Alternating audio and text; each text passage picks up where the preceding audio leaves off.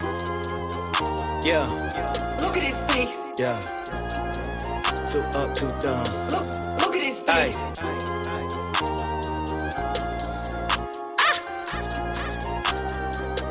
Yeah.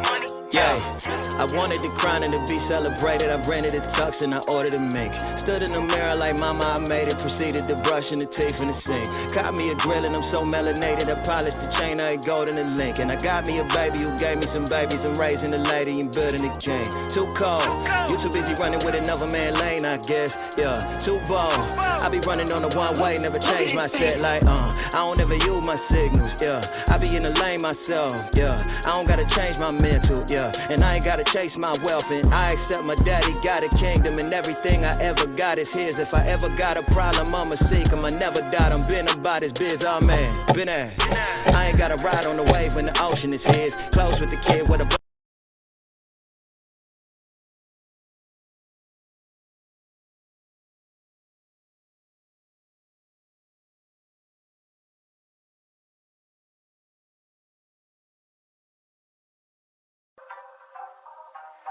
What's good, baby? It's your boy Dale. I'm back in the saddle again. Our motto is to buy, build. We already bought it already, so we already own it, free and clear. Refinance to long-term debt, cash flow. That is the motto. Cliff, man, is that a pretty strong motto, man? What do you think? Man, the model is strong. Like, you're getting each piece of the invest, right?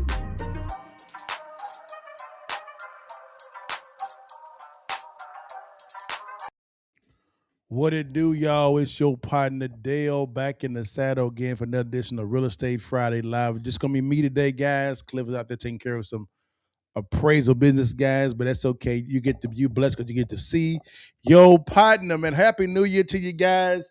I hope your year is beginning off well. Also, Merry Christmas to you guys as well. Also, but guys, today it's going to be a real tight. But before we get started, guys, do me a quick favor, guys.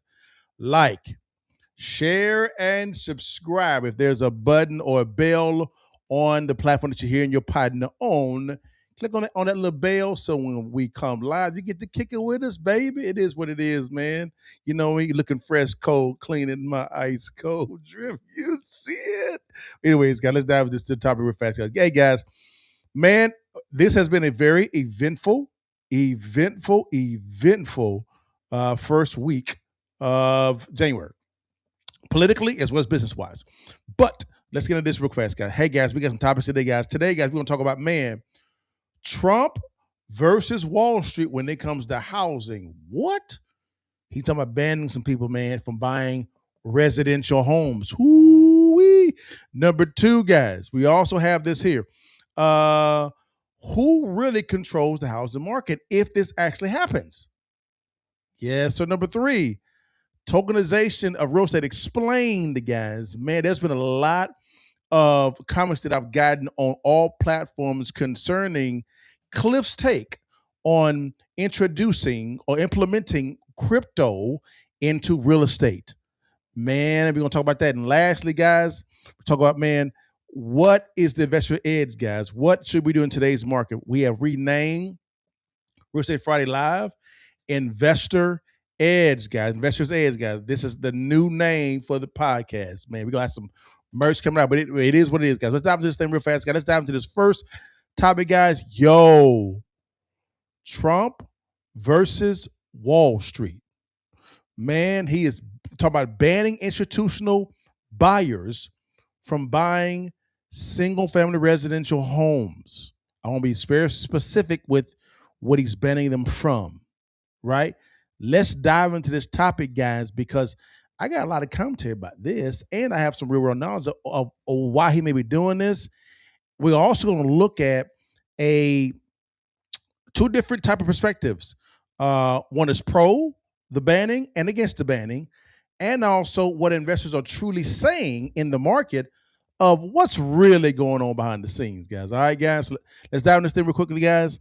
And then what we can do is we have a little commentary. Here is on CNBC, guys. CNBC. This is when it was kind of announced real quickly, guys. So we're going to go ahead and look at this real fast. It was announced here. And when it was announced, I want you guys to see what's going on. There we go. I want you guys to see what's going on. And let's see what's going on. Let's see what's going on. Here we go. Yeah, Kelly. Hold on 1 second. This is not what I wanted to do, guys. Give me 1 sec here. 1 second. I got to change the thing. My bad, guys. I got too many things on one time, but I got you. Don't you worry about it. Your partner got you, baby. It's my computer's moving. Right there we go. Now we're good. Let's get to it. Here we go. The stocks of the institutional owners of single-family rental homes have just been taking a huge hit because President Trump just posted on social media that record high inflation has pushed Americans out of the dream of home ownership, especially younger Americans. And he said, it is for that reason and much more that I am immediately taking steps to ban large institutional investors from buying more single-family homes. And I will be calling on Congress to codify it. People live in homes, not corporations. I will discuss this topic, including further housing and affordability proposals and more, at my speech in Davos in 2 weeks. Now, the key in that statement is that he would need Congress to pass something like that. But it's important to note, large institutional investors, and the biggest names are Invitation Homes, American Homes for Rent, and Progress Residential. It should be known they own less than 5% of all single-family rental homes in the U.S. They are concentrated in certain markets, which can push buyers out in those areas. But the vast majority of rental homes are owned by small to mid-sized landlords, mom-and-pop shops. But again, you can see those stocks are taking a huge hit on that, Kelly. Yeah, down 5-6%. So, Diana, this was a post on Truth Social. So we'll wait more detail. I imagine, I mean, private equity obviously has a huge component of this, and they've had a lot of, friendly policies from the administration, including things like changing who can access them, trying to get them into 401k plans and so forth. Yeah. Nevertheless, this shows you the administration is doing anything it can. I'm sure it's had 30 different proposals for how it can lower housing prices. They've probably heard 50-year mortgage. We hear various reasons why that wouldn't make much of a difference. Build more supply. Well, I guess that's hard to do. Change the capital gains tax. Fine. They seem to be choosing, of all things, this one, and we'll see how much a difference that makes. But for these business they're not models, necessarily choosing just this one, Kelly. Look, they went after the builders in December, and you may remember that when he said that he was going to force the builders to build more homes, and he was calling them all to Washington to do that. And he did call many of the CEOs of the big public home builders. Their stocks took a hit as well on that. But then nothing came of it because they found, what could Fannie and Freddie, which is what he wanted them to do, what could they do to spur more home building? They're in the mortgage market. So could you lower mortgage rates and get more demand? And that would help them build more homes. But again, it's all in the details. And right now, the details are very scarce. How would you get these large institutional investors to stop buying homes? It would take an act of Congress or something. But remember, these are very big companies with, very strong ties to the administration, especially when you talk about something like Blackstone, which owns single-family rentals. Yeah, by the way, we're showing shares of Rocket, Zillow, some of the mortgage companies higher. And I guess, Diana, what they perceive to be a potentially an influx of retail demand into a market that, the institutions I think that's quote, a stretch. Quote had. Yeah. I would say that's a stretch. Well, we'll see. Nevertheless, probably more to come still on this front. We'll leave it. Guys, again, I want you guys to see that, to where you see what's going on here is you see that President Trump is announcing on Truth Social of what's going on and what he's trying to get it accomplished. And I would say this, why is this pivotal? Well, you kind of saw what's happening on the market, again, as a private equity investor, guys. Why would this kind of not fit within the private equity space for us when it comes to this type of ban? I'm gonna get to that in a second, guys. But she said something that was very, very, very, very, very, very, very important in that clip. I'm not gonna say what it is now, because you're gonna begin to see how the active investor in the space of real estate from a private equity VC standpoint, it said the exact same thing that she said when it comes to a certain topic. And I'm gonna point it out here in a second. But again, you kind of see that going on. Now, let's go a little deeper now. Now, let's bring in some pundits real quickly here, guys, because there's different thought processes on this topic of if this is a good thing or bad thing. Let's bring in two opposing views on a show called The Rising. It's okay, or it's on the Heel YouTube channel, which is fine. And you'll begin to see the different perspectives from a retail standpoint. I want to point out retail standpoint, right? This is the regular retail buyer. Listen to this perspective. Here we go. Let's get into it. President Trump announced Wednesday that he was working to ban institutional investors from buying more single-family homes. Okay. He wrote on Truth Social, for a very long time, buying and owning a home was considered the pinnacle of the American dream. It was the reward for working hard and doing the right thing. But now, because of the record high inflation caused by Joe Biden and the Democrats in Congress, that American dream is increasingly out of reach for far too many people, especially younger Americans. It's for that reason and much more, I'm immediately taking steps to ban large institutional investors from buying more single-family homes, and I will be calling on Congress to codify it. People live in homes, not corporations. Now, some of the firms that operate single-family homes include Blackstone, Invitation Homes, America Homes, For Rent, Cerberus, and Platinum Partners. The New York Times notes that in American institutional firms owns about 4% of single-family home rental properties. Trump's proposal has certainly had populist appeal for some time, but Wall Street will likely push back. Democratic Senator Elizabeth Warren reacted to the news on X, writing, quote, Donald Trump has not yet lifted a finger to bring down housing costs for Americans. I've been advocating for years to limit Wall Street from buying up America's homes. Enough talk. Trump should start with getting his own party in the House to support a bipartisan bill to bring down housing costs that passed the Senate unanimously. And Congress should work on legislation to stop corporate investors from buying homes. And Senator Chuck Schumer wrote that Democrats tried a similar initiative last year, but Republicans blocked it.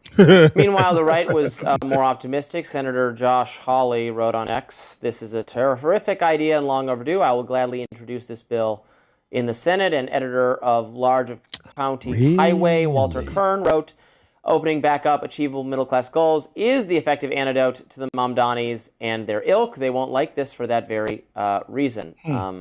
I see no criticism here. This is my best policy that Trump ever came out of his mouth in the last. Oh, no, I'm 100% for this. And let me break down exactly why. As somebody who bought a home during the pandemic, there was a lot of investors that were coming in buying up properties because there were really low interest rates. And so as somebody who was really trying to buy my first home and take on this big initiative as starting a family, which is one of the big precursors toward building middle-class American wealth, I saw institutions in real time skip over inspections, pay $10,000 to $50,000 higher than asking price. It's not even worth the house cost because they were going to go in and renovate and sell it and drive the market up. So if they bought like 8 houses in the neighborhood that I'm at and I bought the one that didn't get bought over asking price, now you are making it harder for the average American to come in there because you're rising all the price during these low interest rates because you want to take advantage of the low interest rate rather than the average American. And so I think I hold on. it stops competitiveness. I mean, it drives an uncomfortable market where people can't even afford to buy homes. And people we're selling this American dream in our country, but making it completely inaccessible by allowing all these huge Wall Street firms to buy up all the homes when they're at decent prices before jacking them up and escalating them and kicking people that are the average everyday American out of the process because they can't afford it anymore. So you found something Trump did? So I will say this here. I disagree with.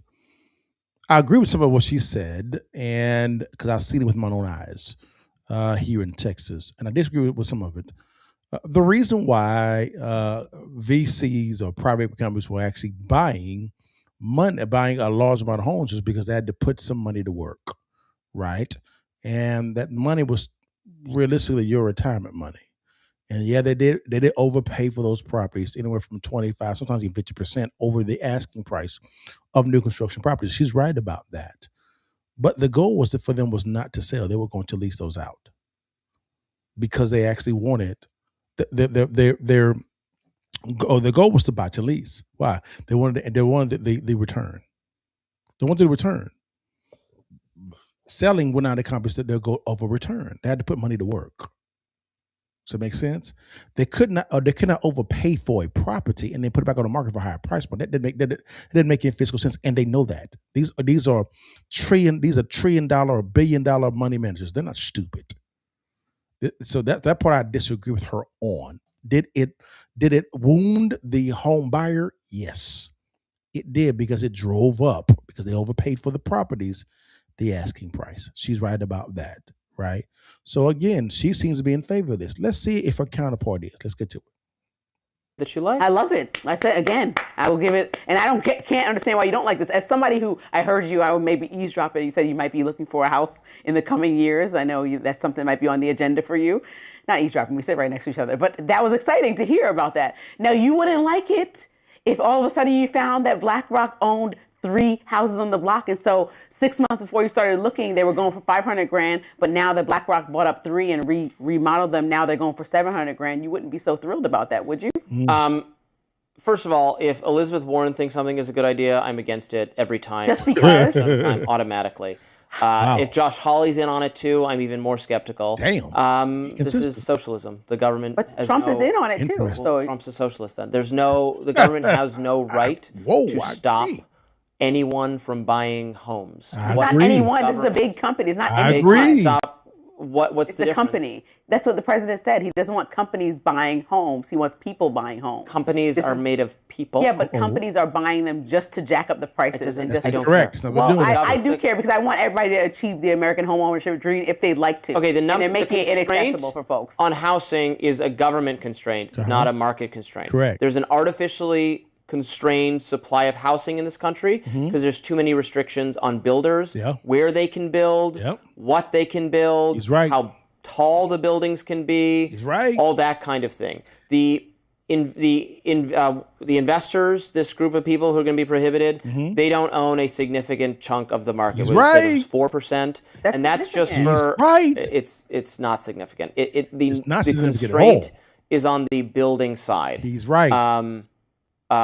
It's not. Also, that why is that bad that they could buy, if they're going to buy the homes, fix them up, make them nicer, and sell them for more, then the richer people go to those homes, and then the homes the richer people would be living in are freed up for people who aren't as rich. No, a So lot it of doesn't people can't even afford the house, and then these same corporations that own the homes are jacking up the rent prices. So they're just constantly putting money before people. And although these companies should buy any land that they want to buy and all the things, when you're talking about actual homes and people trying to purchase their first home, and you're beating them out of this game because you have the money all the way up front because you're a corporation, or you're paying way more than asking price just to outbet the neighborhood so that you can wait to raise prices. This is all just like taking away the American dream for people that want to have home ownership, which leads to wealth in this country. So if you'd like a country where people cannot achieve wealth and only a few corporations can hold all the money in hoarding, then that's great. And I know that you want people to be able to do what they want, but I think that that's not the way. I think that she's a bona fide socialist. That's what she is. On this topic, I would say she's socialist. She realistically is. And it's kind of strange how people, unfortunately, are in love with being socialist. I don't understand why that is so attractive to people, for them to be socialist. It didn't make sense to me at all. Why do that? It didn't make no sense.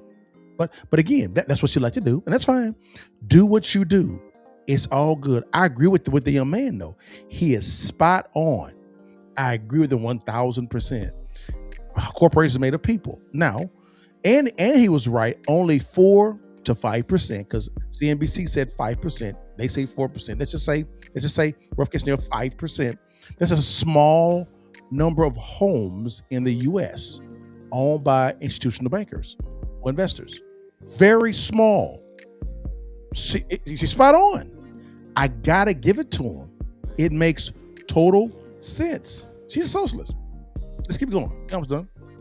That the best America could move forward. I think it's a can conspiracy create theory, opportunities honestly. for I think the Americans idea to buy that- homes. I think this is some real kook stuff. The idea that shady businessmen are buying up all the property, and it's just not true. What do you mean? False. I went through the experience in Colorado of watching people companies pay over asking price, and the people were like, "I'm sorry, they're going to pay $50,000 more." And I'm like, "Well, I just am not in a position to do that when the house wasn't appraised for that much. I won't come out of pocket $50,000 Go more buy another because house. This company is competing against me." Go so I just took an L on the house that we really wanted, and I got a house that I ended up loving. Hey. But I was sold that was my house. I was devastated about it, and they're just like telling me in private, like, "Oh yeah, someone else came in. They said they want to pay this much over," and that's not. That's how it goes when you buy a Yeah, house. but I don't. Somebody. I don't want it to be. I'd rather a company. I'd rather. You're trying to another limit person. competition. No, You I don't would rather want there a to be person. competition I'd over the rather a houses. person compete with me and have an opportunity for American wealth than a company continue. So would you be okay if a person did the exact same play that a company did, pay $50,000 over asking price? Would you be mad then? You'd be mad. I believe she'd be mad. She's a socialist. She realistically is. I agree with the young man. I gotta say, I agree with him. He's a true capitalist. To compete with me is owning 4% of the market. And it started Mitt Romney this, but companies are people. They're composed of people. It's not like a robot trying to take all the housing. I don't like it. I agree with Trump here. So get in line with your MAGA friends. It's time to get rid of these policies that allow corporations to just buy all the stuff. Goes to show that Trump is Mamdani. He's a socialist, yeah. Well, so how can they support him? What happens next? That's we'll have this whole other conversation. What's next is we're taking ownership stakes in companies, and we're going to we've wrecked the economy, and the economy's very bad, and Trump's very unpopular. So keep doing more socialism and see what happens. Or we just might. Again, I gotta say I agree with the young man. He killing the game. I gotta say he's spot on, guys. Now, you have now heard from the retail side. Hey, let's bring in that investor side. Yeah. I'm gonna bring in one of the goats, y'all. One of the goats, actually two of the goats. You know what I'm talking about? But really one of the goats is gonna be talking. Let's bring in one of the goats, y'all, real fast. Let's get his commentary on this from an investor standpoint, right? And let's see here. Now, let me get it right. Here we go. And he's gonna talk specifically about this topic. Let's bring in my man, Uncle G. We call him Grant Cardone. Let's get him. Let's get it right. Let's get it right. Let me see if I can get. No, here we go. Let's get it right. Hey, this is Ryan Pineda. He's another one of the goats. All right, let's get into it. Here we go. And on speaker right here. What's up, dude? Dude, I got you live on the podcast right now. We were talking about you. Did you see this new news with your boy Trump? Of course I did, dude. I knew about that 60 days ago. So what's going to happen? You know, I think nothing's going to happen. Everybody that's looking to buy a house, y'all got to quit complaining and acting like victims. Look, 40% of America does not have a mortgage on their home. Wow. 65% have a mortgage under 4%. Wow. Institutions are buying real estate because Americans aren't. And so What? Trump's going to do this. He's going to be like, yeah, that's not right. So what? He's a promoter first. So what do you think these guys like America Home for Rent and stuff who've been buying up all these single families, what do you think they're going to do? But they're not. Everybody thinks they're buying all the homes. Institutions own less than 5% of all the housing stock in America. You guys are overplaying this thing. You think Trump's just doing it for PR? Is that the assumption? Trump is the greatest promotion man in the world. second, maybe to Elon. I'm gonna put Grant on speaker right here. So what Ryan Pineda is saying, which I kind of agree with Grant, what they're saying is that, hey, this is a sales play. This is a PR play from Trump. And it may be right. This is an election year. It is. And Trump could be selling on this. And I'd say, hey, and you see just from the previous retail segment that we just saw, the young lady was for this. And as Grant said, and he shook hands with CNBC and also Rising on the Hill YouTube channel, institutional investors only they own less than 5% of all of the homes in the U.S. That is nothing. So is this a PR stunt? The evidence is telling me it may be. This has been overplayed. And Grant made a interesting take. He said that the reason why institutional investors are buying more homes is because Americans are not buying the homes. So you have builders building entire subdivisions right now, and they can't sell them to retail buyers. Or they sell very little, probably less than 1%. to buyers, right? So who steps in? Institutional investors. They got to put the money to work. And what they do is they lease them out to retail individuals. If you are a good retail person when it comes to buying, negotiate a deal with the institutional investors to where you can do a lease option to where you buy it at a certain price point, right? In 3 years, or look at a lease conversion over to a seller finance note. Be creative your damn self. Stop complaining about what they're doing and you counter move. This is not hard to understand. I can't stand people that want the government to step in and say, to do everything to save everybody. That's socialism. What is this garbage? I agree. So you have a retail perspective that we just saw, and we also saw a real live institutional level investor in Grant Cardone let you know exactly what's going on from a PR standpoint and with real world facts. So what are you going to do about it? Bitch and moan, or are you going to kind of move? Which one are you going to do? How about you do this here, right? Copy what the institutional investors are doing themselves. What do you do? Well, you either go buy them yourself or get a group together, go out and be institutional investors yourself. Buy it, do a lease option to a leasee, make it more attractive of the property, and or do a set of finance note. Solve the problem with you being creative. Stop bitching and moaning and wanting the government, who is the worst money manager in the history of mankind, step in and say today, what the hell is this? Let's stop this game. Come on, y'all. Be better than this. Can't stand socialists. This is stupid as hell, man. Dumbass people. Guys, I'll be right back. Good Lord, made no damn sense. What if you could help families lower their bills and get paid for it? Healthcare premiums, insurance rates, and loan interest just keep climbing higher. And most people just keep paying without knowing that there's a better way. We use a fintech platform that connects people to lower healthcare costs, competitive auto and home insurance, better loan products, higher yield bank deposits, and even ways to cut energy costs, all in one place. It's the same technology that banks and big corporations use currently. But now entrepreneurs like us can leverage this technology to build an income stream and help others save. Take our 30-second assessment to see if this business model is a fit for you. Click on the link, watch the short video after, and let's explore what's possible.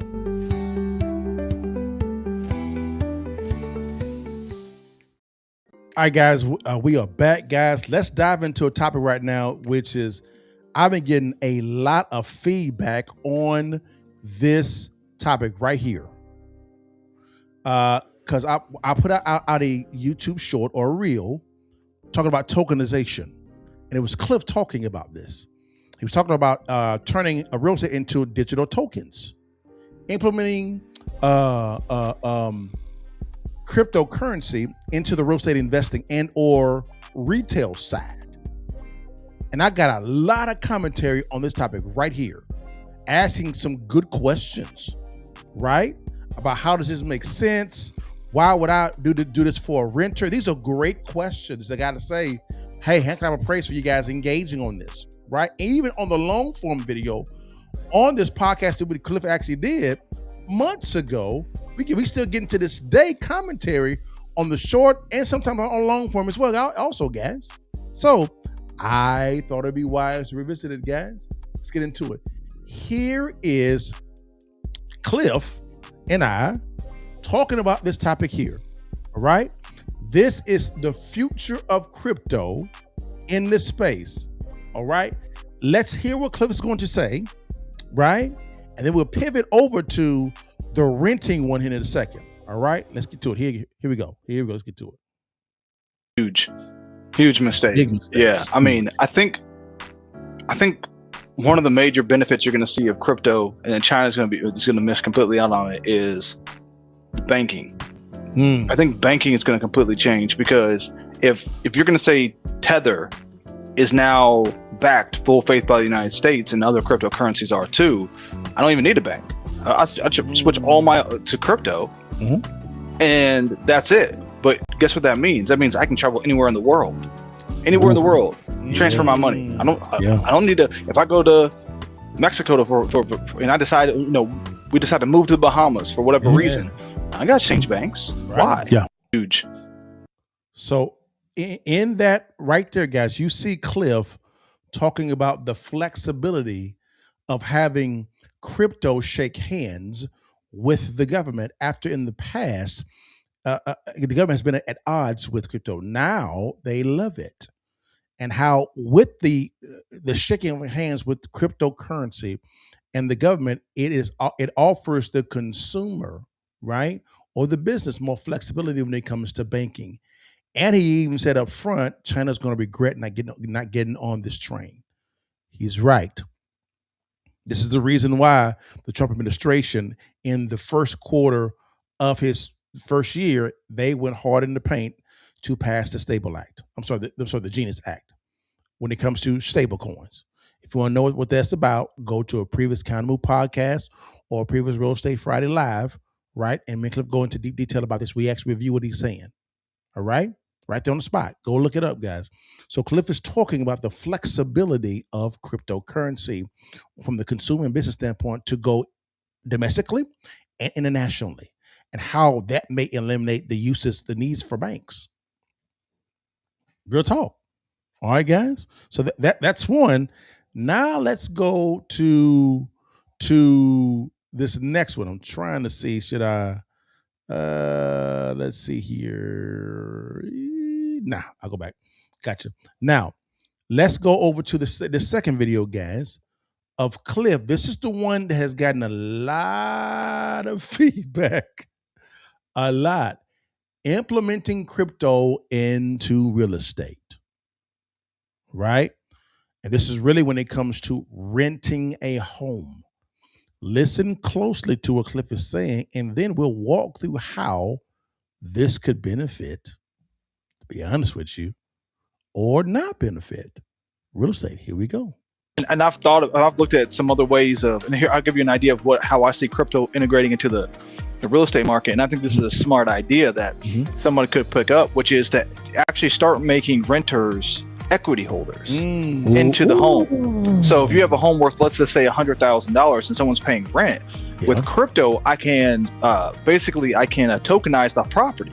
And so I can say, okay, it's 100,000, whatever, X tokens. Yeah. Okay. Every time you pay your rent, you receive a percentage of X tokens. So that's actually given back to you in the form of equity, right? So you're buying pieces of ownership as you go. So now you missing rent. You can tie that to say, if you miss rent once, twice, or whatever, if you're basically saying if you're forced into eviction, you lose your equity. Wow. That gives incentive for the tenant then. Did you get it? Did you get it? Did we get it? Do I need to play it again? Let me play it again for the folk in the back row. Here we go. And I've looked at some other ways of, and here I'll give you an idea of how I see crypto integrating into the real estate market. And I think this is a smart idea that someone could pick up, which is to actually start making renters equity holders into the home. So if you have a home worth, let's just say. So again, he says equity holders. Equity means ownership. Okay, ownership. Let's break it down line by line. $100,000 and someone's paying rent. With crypto, I can tokenize the property, and so I can say, okay, it's 100,000, whatever, X tokens. Yeah. Okay. Every time you pay your rent, you receive a percentage of X tokens. Yeah. So that's actually given back to you in the form of equity, ownership. Right? So you're buying pieces of ownership as you go. So now you missing rent. You can tie that to say, if you miss rent once, twice, or whatever, if you're basically saying if you're forced into eviction, you lose your equity. Wow. That gives incentive for the tenant then. And I've thought of. So again, guys, let me kind of unpack this for the folk in the back row, right? Because people have been commenting, and I've been getting comments, guys, like, how does this benefit me? Why would I do this? Why? The reason why I stopped it, guys, and I played it twice, because I want you guys to hear what's going on, guys. This is about ownership. So it depends on the structure. Okay? What it really depends on. Let me get rid of this video real fast. All right, it depends on the structure, right? That type of plan doesn't fit every structure. So to kind of break it down real fast, and I even went to ChatGPT, and we're going to see this in a second, to look at the pros and the cons for each side, the landlord and the leasee. Right, we're going to see that in a second. So if the goal is to exit as a landlord, let's say in 36 months, right? And you have a lease option or lease purchase structured in said deal. This tokenization scenario could be beneficial for both the landlord and or seller and the leasee and or buyer in that structure. If you do it that way, right? And it incentivizes the on-time payments for the leasee because they are growing in ownership of said property, right? It's very simple. It's not hard. Now, let's look at real quickly how this benefits, right, the consumer. Let me bring it up real quickly. Give me a sec here, guys. Now bring it up. I'll bring it up. Let me see. Here we go. This is in Chat GPT. I'm gonna make it bigger. The folk in the back row. Are we going? What's going on? Okay, hold on, guys. My bad. Stop sharing. There we go. Now let's go here. Window. There we go. I want to touch. Not just the window. Oh, here we go. Share. Oh, here we go. All right. Let me make it bigger real quickly so you guys can see it. Give me 1 sec here because I want to walk through this real quickly. Oh, you're gonna let me do it. There we go. 1 second. And make it bigger. All right. Can you guys see that very well? I want you guys to see that very well. Let's walk through it real quickly. All right. Matter of fact, I'm gonna do it this way. I'm gonna bring it over here so you guys can see it. There we go. A lot better. Now let's look a bit. The question was, and this video is talking about implementing crypto into real estate by tokenizing real estate to allow for renters to become owners. By when they actually pay their rental payment, they begin to earn equity in by the tokenization itself. All right, because it asks for that type of thing. So I asked it to analyze the video. Now here are the pros. All right, it says benefits for the renter. Right, here we go. It says rent builds equity, not just expense. Because typically when you actually pay for a lease payment, it's just an expense. This is different. So it's saying, okay, rent builds equity, not just expense. Monthly rent conversion to fractional ownership tokens. Keyword there is ownership, right? Renters build wealth instead of just paying a landlord, right? Remember, it's not building wealth, right? Acts as a modern automated rent to own model. Remember what I said about structure? That's key. Here we go. Lowers barrier to ownership, right? No large down payment required. Why? Because you're building up equity by making your rental payments. Tokenization. No immediate need for mortgage qualification. You got time to qualify for a mortgage, right? 3, ideal for renters with thin credit lines, a self-employed income, here we go, and recovering credit. 3, participation in appreciation. What you say? You get to participate in appreciation. Why? Because you're growing in ownership. Benefits. As property value rises, token value increases, just like stocks. Renters benefit from market appreciation. Yes, they do. Forced appreciation, renovations, rent increases, rezoning. Yes, sir. You see the benefits, guys? For liquidity and flexibility, tokens can potentially be what you say sold. You can sell them tokens, baby. When we talked about appreciation, here we go, baby. Here we go.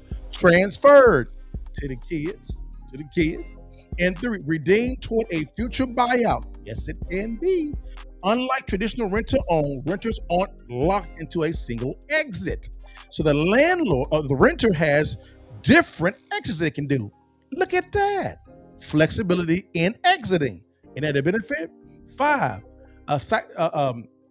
psychological buy-in. Renters behave more like owners. Hello. Better property care. Longer tenancy. And reduced turnover. Isn't that something, y'all? Look at that. And lastly, benefits for the landlord, investor. Here we go, baby. So we saw what's going on with the leasee and or buyer. Good stuff. Let's go over to the landlord. Here we go. Reduces vacancy and turnover. We love that, baby.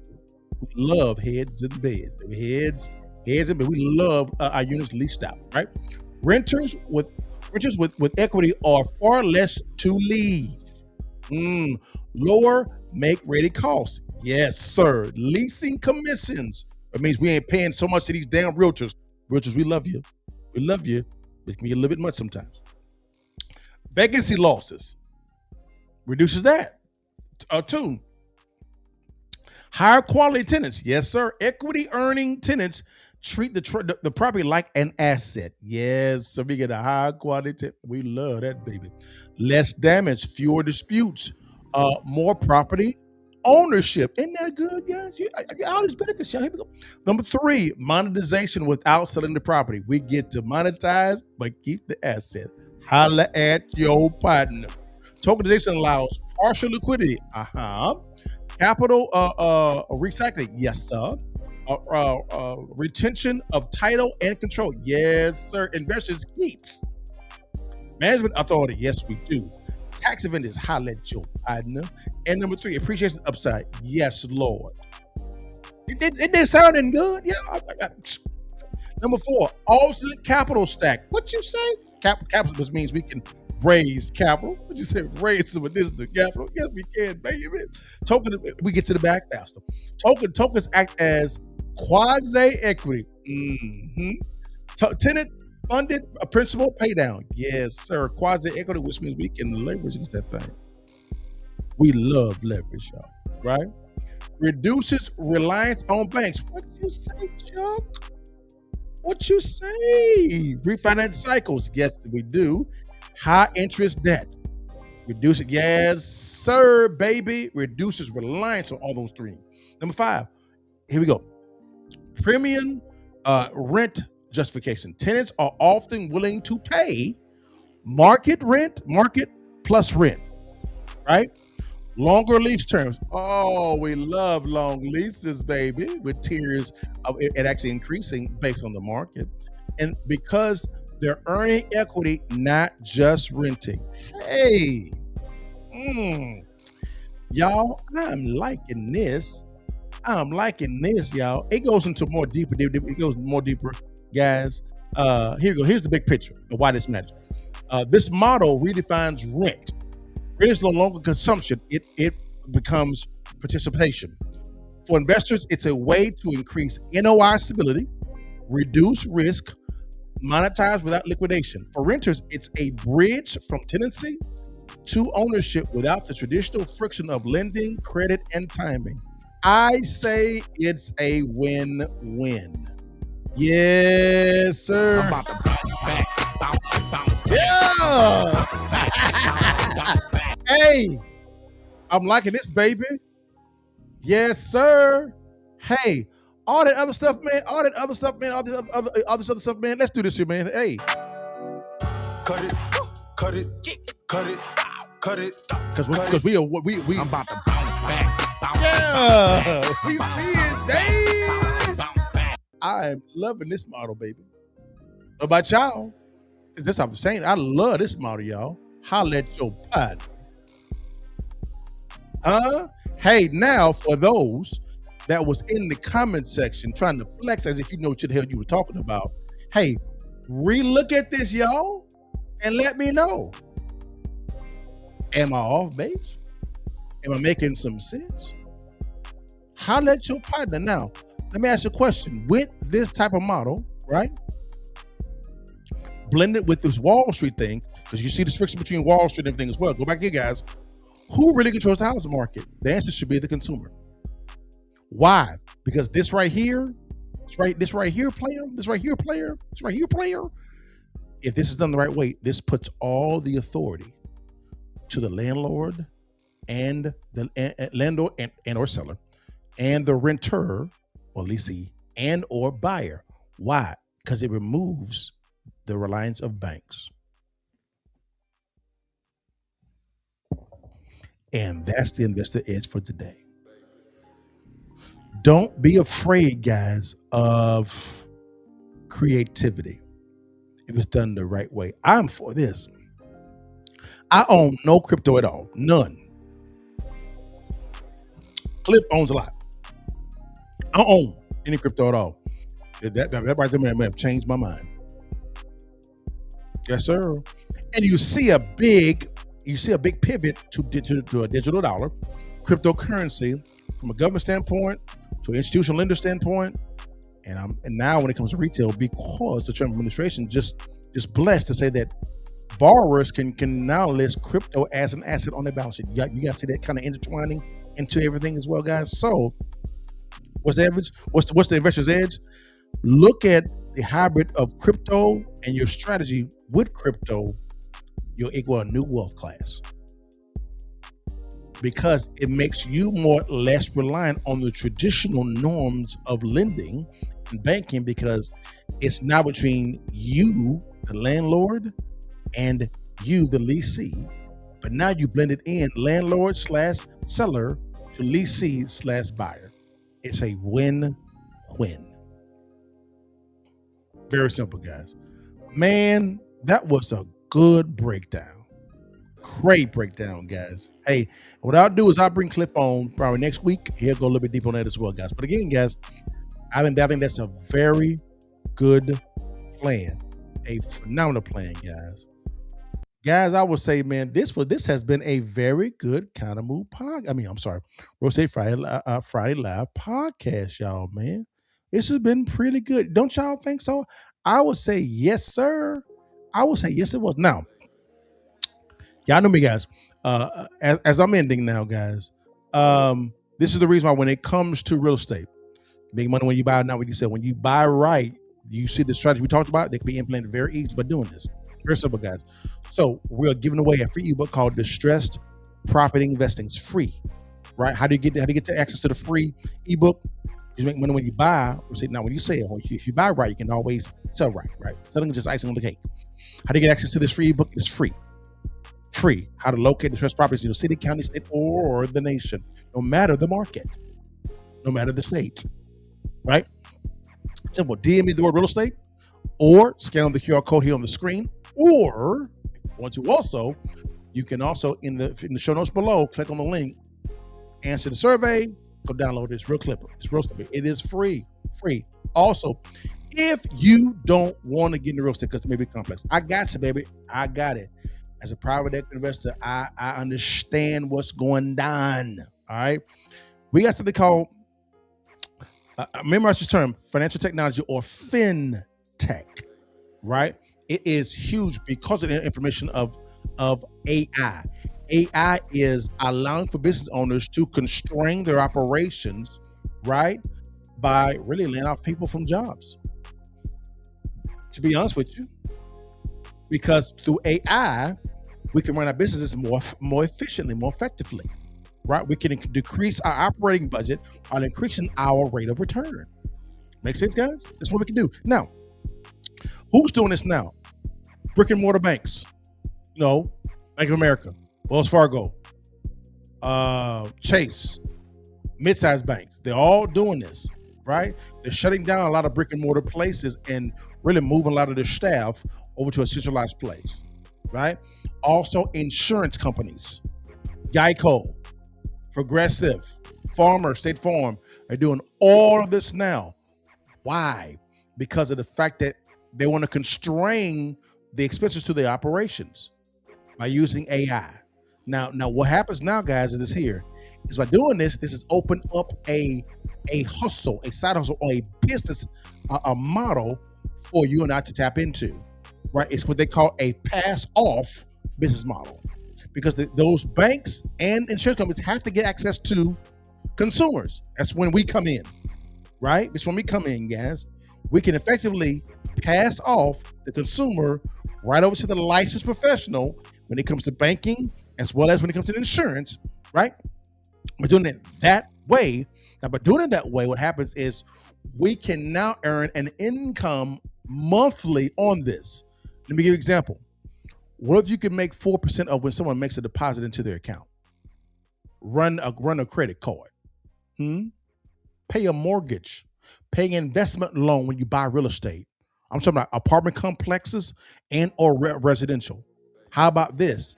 When lowering someone's health insurance costs up from 30 to 50% and getting up to a 20% monthly override every month, every single month. How about up to 4% of someone's renter insurance, home insurance, investment property insurance, new construction insurance. Hello, McFly. Do you see the power of this?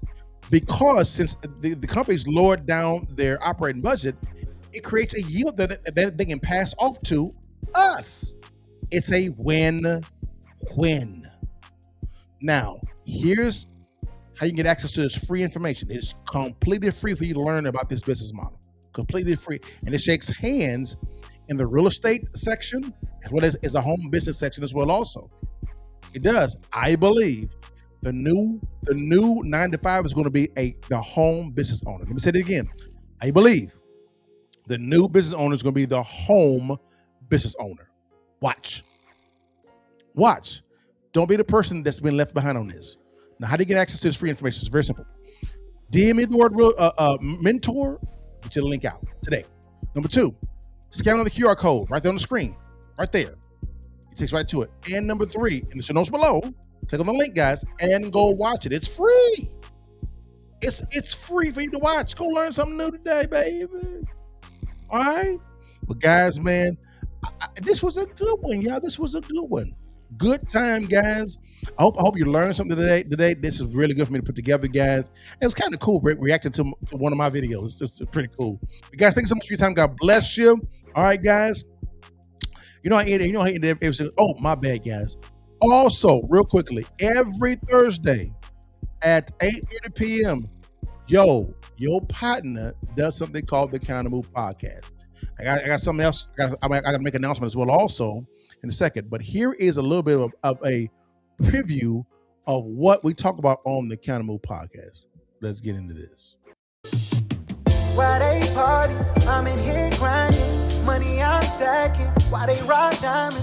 I can't relate to them. Ain't my chick calming. I set a goal for me 2 or 3 commas. 7 figures, 8 figures to 9 figures. On a slow pace to get rich quick. Same time we just think different. Cause when you make it, it hit different.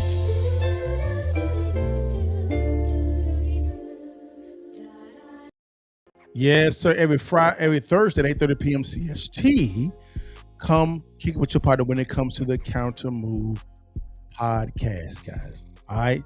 Now I have an announcement real fast. I have an announcement really quickly, guys. All right, matter of fact, hold on, here we go. 1 second, guys. Let me get to it real quickly. My bad, y'all. My bad. Hey, do I have it here? No, I don't. It's all good. It's all good. I have an announcement to make, guys. Right?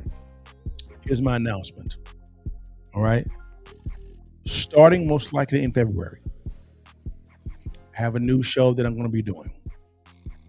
It's going to be called the Counter Move Podcast interview series. I did it a little bit last year, but it's going to be called the Whiteboard Sections. Whiteboard session. I'm going to have on business titans come on and talk about where they came from, how they've been able to build their millions and billions.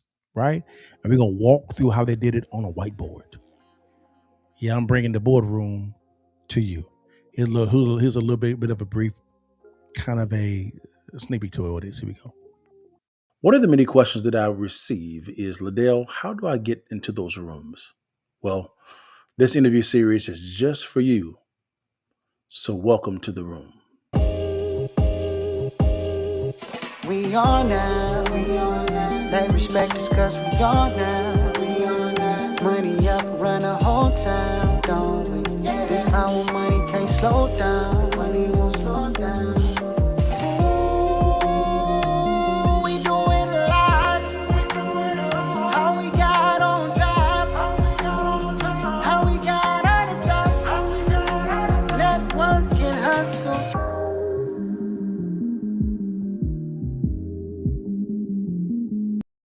That is the Counter Move Podcast, the interview series, man. It's going to be the whiteboard session. It's going to be me either in my current studio or at another studio, sitting down on a whiteboard. I'm going to be sitting down with the business mogul, walking through how they were able to build their millions, the actual strategy itself.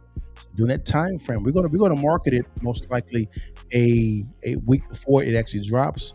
But guys, I'm trying to see if I can get it done live. So we have some live Q&A. We'll see how it actually goes. But I have 2 guests, actually 3 guests I'm going to bring on, and you're going to love all of them. All of them, guys. They're going to give you the game, baby. Guys, man, that's all I have for today, guys. You know I end it every single time, guys. Before you leave, you can't. You see that thing, baby, because I look better than you. Take that down picture and get your mom there. Holler at your partner. God bless you guys. Have a great weekend. All right, y'all. Holler at you guys. Peace. Still working 40+ hours a week and still broke. Inflation's outpacing your wages. Insurance is insane. And your side hustle just isn't cutting it. What if I told you there was a way for you to build income by leveraging and using the exact same technology that banks and big corporations currently use right now, with no inventory and no tech skills needed? We have helped hundreds escape the paycheck-to-paycheck trap by sharing smarter services like lower cost healthcare, competitive auto and home insurance, better loan products, higher yield bank deposits, and even ways to cut energy costs, all in one place. Take this 30-second quiz to see if you qualify. Click on the link below or click on the link in my bio.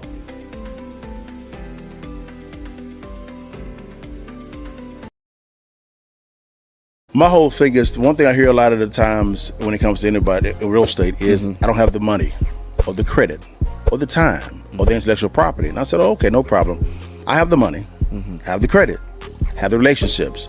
I'll teach you how to locate a good deal, right? Buy below wholesale. I love that. And once I teach you that, right, I'll bring me the deal. I help you underwrite the deal, which is fine. I'll even fund the transaction for you as well. So there's no excuses on the table at all. That's why we call that the cash flow club, period. So what happens is, people always ask me all the time, Dale, can you train me? Well, I don't have the time to do that. But what if I set up a platform for it to where you get on-demand training? Anytime you want to, because the training you may need may be after you get off work, early in the morning, during the day. You just log into your account and get the same training as if I'm sitting there one-on-one. We're talking about our attorneys, our general contractors, our appraisers, as well as me, talking about how to structure your business, how to put together what they call a power team. A power team is very important. How to put a deal together, right, and buy it at the right price point. How to market. There's one technique that people don't understand, that you can actually get a list of properties that from your city for free. Whoa. So walk me through that. Like, you can physically get buildings or homes or properties available for free? Yeah, I'll send you guys the bill in the mail. It's real simple. What you can do is you can actually call down to your city and ask for the violations division.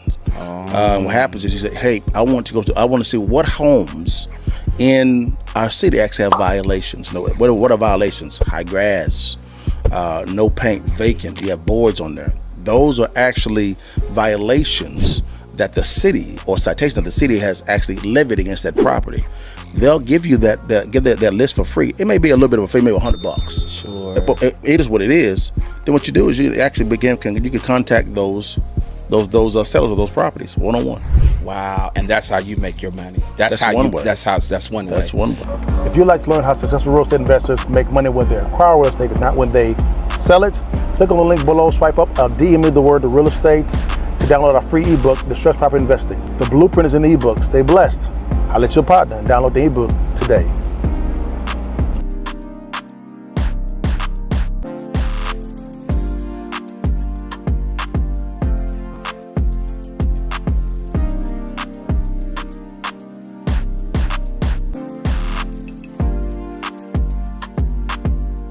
Let's God give thanks.